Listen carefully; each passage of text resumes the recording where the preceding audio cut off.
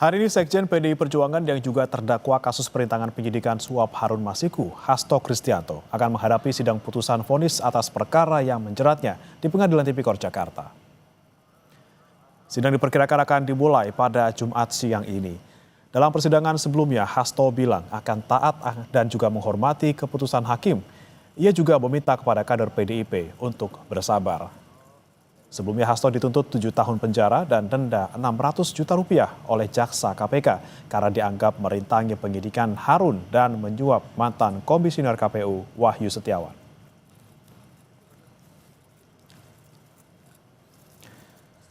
Saudara sahabat pengadilan yang mengajukan pandangan hukum dari para ahli atau yang disebut dengan amicus curiae ini mengingatkan kita pada sidang Sambo dengan terdakwa Barada Eliezer. Namun kali ini puluhan tokoh mengajukan amicus curiae untuk Hasto Kristianto dalam kasus suap Harun Masiku.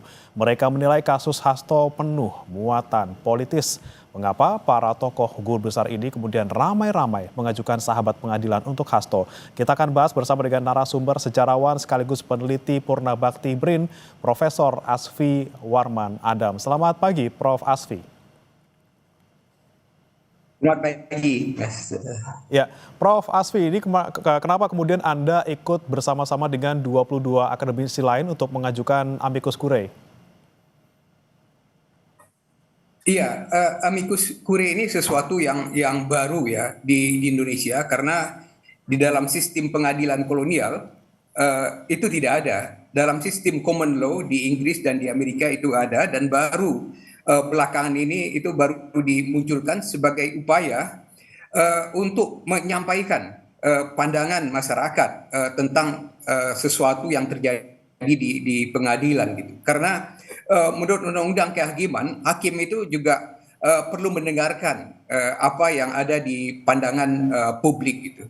Karena kalau menurut KUHP itu kan hakim hanya mendengar kesaksian ataupun ahli di pengadilan, tetapi juga kalau amicus curiae ini adalah suara masyarakat gitu. Nah, ini kebetulan yang 23 orang mengajukan atau menjadi amicus curiae ini adalah akademisi yang menurut hemat saya itu tidak diragukan ya reputasinya pada bidang mereka masing-masing gitu. Jadi di sini ada guru hukum, guru besar dalam bidang hukum di UI Gajah Mada, UI. Di samping itu juga ada guru besar dari STF Bidakara, misalnya Profesor Magnis Suseno gitu. Dan juga ada sejarawan seperti saya dan Hilman Farid itu.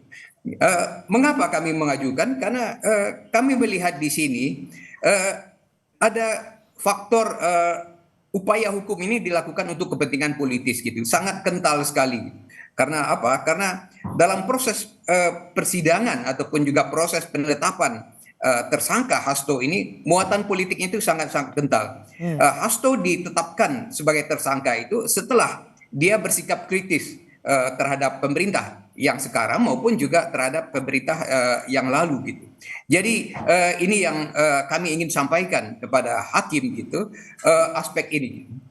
Oke, Prof. Asfi, mungkin selain tadi ada dugaan muatan politis yang kental di kasus Hasto Kristianto, apalagi yang kemudian Anda cermati dari sidang-sidang yang sudah dilewati oleh Hasto? Apakah mungkin bukti-bukti yang diajukan oleh jaksa KPK ini kurang kuat atau seperti apa, Prof? Pembela sudah menyampaikan pembelaannya gitu.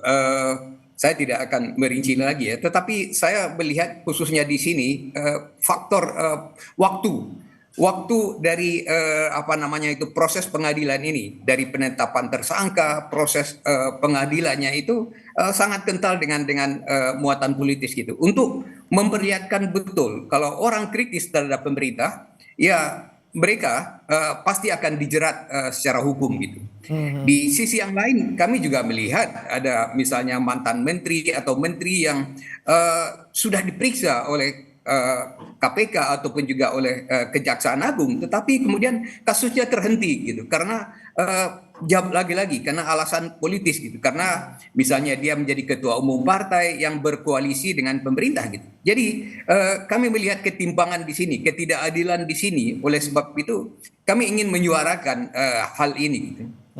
Oke, Prof, ini kan terkait dengan adanya amicus curiae dari Anda dan juga 22 akademisi lainnya, ada yang bilang dari mantan penyidik KPK yang bilang bahwa ini semua amicus curiae ini yang diajukan adalah settingan dari kubu terdakwa. Apa tanggapan Anda, Prof? Murni gerakan atau mungkin memang ada instruksi dari partai? Saya melihat ya dari daftar 23 orang ini, mereka tidak mungkin diatur oleh partai ya. Seorang Magnis Suseno misalnya, seorang Profesor Hayat Moko dari STF Biryarkara gitu misalnya juga, atau apa namanya itu Hamid Usman gitu, Profesor Sulistyo Irianto gitu. Nah itu mereka adalah orang-orang yang betul-betul ya apa namanya itu akademisi yang pada bidangnya reputasinya tidak diragukan dan mereka tidak akan mungkin bisa diatur oleh sebuah partai untuk misalnya menyatakan pandangannya gitu. Oke, baik. Prof. Asfi terakhir terkait dengan vonis yang akan dijatuhkan kepada Hasto Kristianto siang hari ini. Apa harapan Anda? Apalagi setelah Anda dan juga rekan-rekan ini mengajukan amicus curiae. Di dalam tendensi kecenderungan ya pengadilan kita untuk apa namanya itu menimbulkan keputusan yang kontroversi seperti terakhir mengenai Tom Lembong gitu. Saya berharap ya pengadilan itu bisa memperbaiki apa namanya itu citranya, memperbaiki marwahnya itu dengan membuat keputusan yang seadil-adilnya gitu. Oke, keputusan seadil-adilnya kita harapkan nanti di sidang vonis Hasto Kristianto. Terima kasih Prof. Asfi Marwan Adam, sejarawan dan juga peneliti Purna Bakti BRIN telah bergabung bersama kami. Selamat pagi Prof. Asfi.